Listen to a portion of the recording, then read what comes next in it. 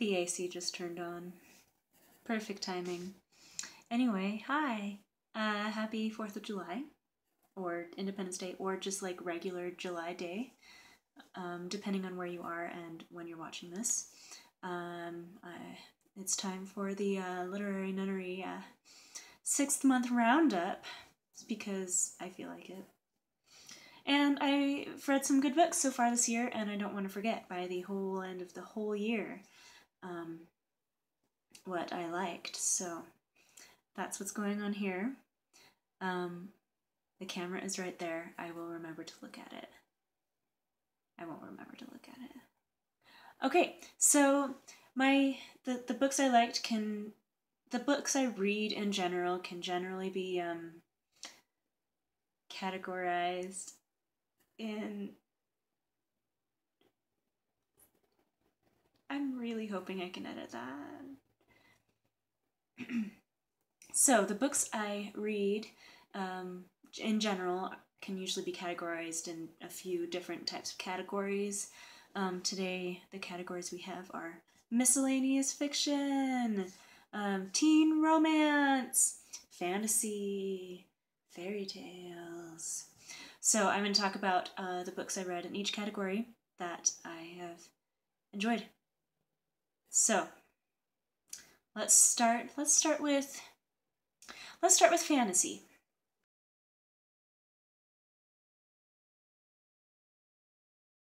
So obviously on the list for fantasy this year is Thick as Thieves. I have a blog post about it. I don't really have anything else to say about that one. Another one I read is Queen of Blood. The Queen of Blood. It's The Queen of Blood. And it's by Sarah Beth Durst, who I've really liked some of her stuff, and some of it I've been like meh, but this book I really liked. It was one of those where like I pick it up on a Saturday and all of a sudden there go the rest of my plans for the day because I'm just reading the book.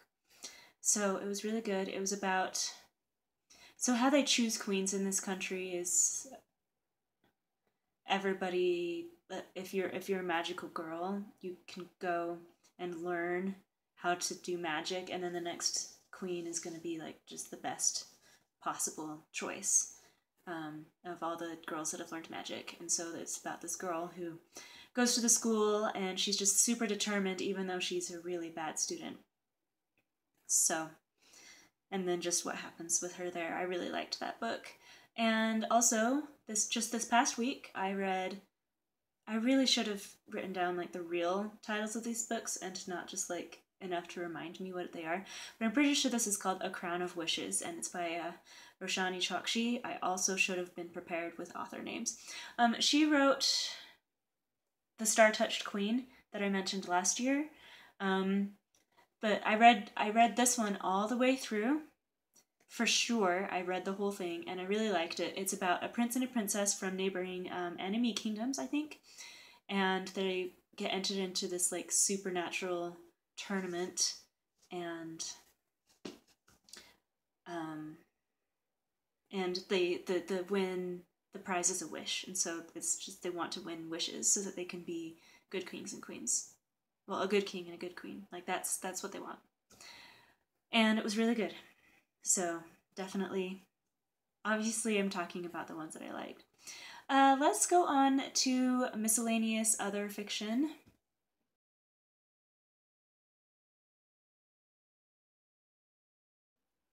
I have 3 on this. I very recently read The Pearl Thief by Elizabeth Wein. She also wrote Codename Verity and Rose Under Fire. It's a prequel to Codename Verity. Has one of those, one of the 2 main girls is the POV character for this one, and yeah, I mean, it was fine. I didn't love it like a ton, but I did like it, and I think people that were wishing that they could have gotten more from this character might enjoy having gotten more from this character, and it answers a question or two that some people might have had. I've only read Codename Verity once, and I need to read it again, so I don't actually remember what happens. Anyway, also, and none of these are books that I like really loved, but I still think they're worth mentioning. Also, The Readers of Broken Wheel recommend. I don't remember who this one's by. It's about a girl from Sweden who's coming to visit her friend in Broken Wheel, Iowa, and she gets there and discovers that everybody in the town is at her funeral, the old lady's funeral, the old lady that she came to visit. And so it's basically a story of her being in the town and deciding to stay in the town, and obviously the best way for her to stay in the town is to marry a guy from the town, so there's like a marriage like scheme going on as well, and she's like, do I get any say in this at all? Anyway, so that's what it is. It was fine. It was kind of about the power of books. And that was a non-young adult fiction novel. That was a real adult fiction, so just be prepared for that. And also, like everybody else in the world, I did read The Hate You Give by Angie Thomas. It provided an interesting perspective, one that, you know, we don't usually, people in my demographic and place and situation don't usually get to hear from, but that is a real thing that people deal with. So look that one up, see if you think it's for you, and then you can read it. Okay, so that's it for miscellaneous / other / fiction. Let's go on to fairy tales. Fairy tale adaptations are my favorite thing in the whole world.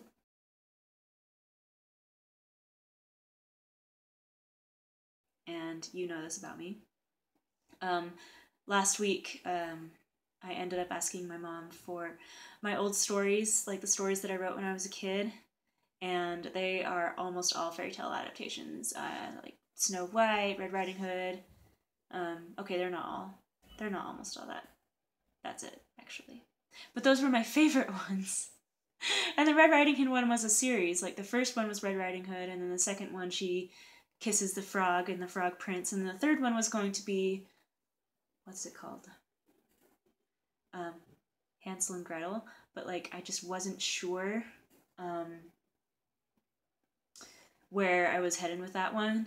There were two guys, and it was going to be a love triangle. I was ahead of my time. I was like, 12 years old, and love triangles weren't a thing yet, but I hadn't decided which one I was going to have her like, and I don't actually think it was going to be a love triangle, but I was not sure which way I wanted the romance to go. So that one petered out pretty quickly because I didn't know what was going to happen. Anyway, but so like I love fairy tale adaptations, and there's a lot of good ones out there. The ones that I really liked this in this time were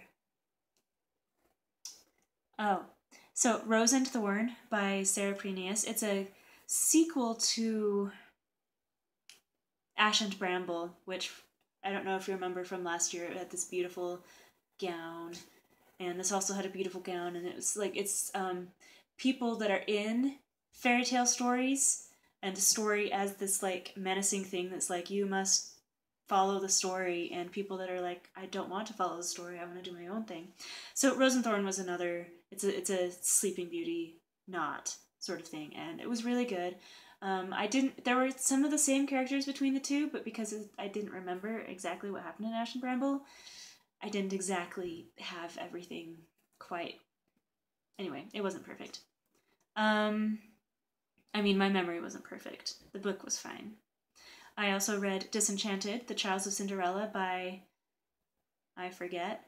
It's the second in the series. The first one was Grounded, and that one was the Rapunzel story. And then this one was a Cinderella story. And again, some characters that are the same that I didn't remember because it's been so long. But I still really liked this book. I liked the take on the fairy tale and how it all worked. So I really liked that one. Frogkisser! By Garth Nix. I don't remember a lot about this one, but it had a bunch of aspects of fairy tales. I mean, it's called Frogkisser. I think somebody ends up kissing a frog. And they saved the day. I probably shouldn't have spoiled that for you, but they saved the day. And so that was really good fairy tale, twisted fairy tale adaptation as well. Wow, all three of those are like bringing aspects from all sorts of fairy tales into one story, so that's really cool. That's a thing now, and those were all good. And then most recently I read it's Hunted, right? By Meagan Spooner, who writes the, who's an author that I like, and I loved this book. This was another book where I picked it up and I was like, well, this is all I'm doing today. And I just read it. It is a Beauty and the Beast adaptation, which Beauty and the Beast is the best adaptation. It's the best fairy tale to adapt, I should say. And it was really good. It's about a girl who is a hunter, and she gets kidnapped. No, she doesn't get kidnapped. She goes into the forest and goes with the beast because she wants to kill him. Because she thinks that he killed her father. Because he did. Or did he? I don't know. You'll have to read it. Anyway, that one was a really good one. Definitely one of my top books this year. And then I also read just like general teen romance.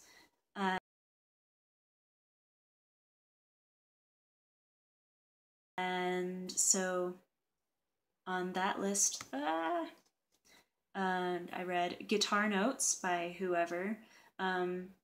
It's an epistolary, like people have a practice room, I think. Yeah, I think that they schedule practice rooms and they write notes to each other, and then the notes slowly and surely become more. That's really, it was good. Good enough for me to mention, at least. And then I also read Alex Approximately by somebody Bennett. I don't remember. Somebody Bennett. And that one is about they're online friends. They met like in a movie forum or something, and so they've been chatting forever. And the girl has just moved to the place where the guy lives, but she doesn't want to tell him because she doesn't want him to know. And meanwhile, he's been like, so are you going to come visit? We can go on a date. And she doesn't want to tell him that she already lives there. And meanwhile, there's this other like super jerk guy. Boy, we have no idea where that one's going. Anyway, that one was good. And then I also recently read When Dimple Met Rishi. And you may have seen from the cover what happened when Dimple met Rishi. If not, well, you'll just have to read it and find out. So that story is they're both from traditional Indian families, and they, the type that arrange marriages, even though it's America, and stuff like that. And Dimple and Rishi both end up at a coding conference. And Dimple's there because she wants to win. She wants to do well in her,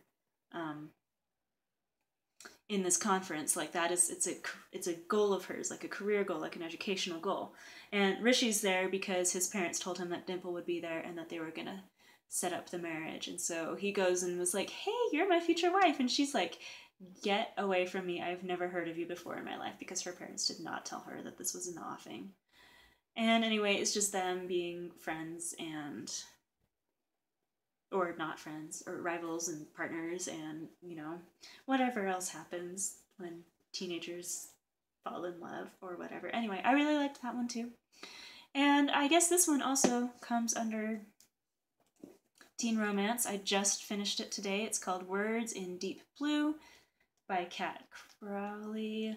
A girl and her family have moved away from the city and to the coast, and she's just moving back to the city where her best friend, her erstwhile best friend, is. And so it's about words and a bookshop and books and letters. And here's a letter page. I just got lipstick on this book.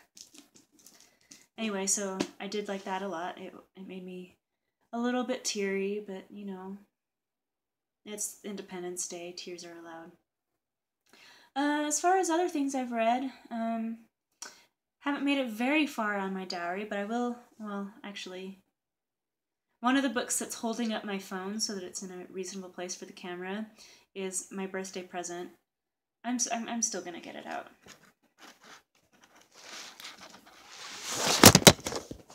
That went super well. I was hoping nobody would see anything about my room.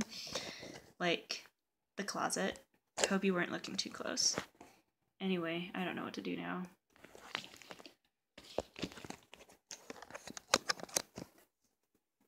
Anyway, here it is. It's at the pulpit.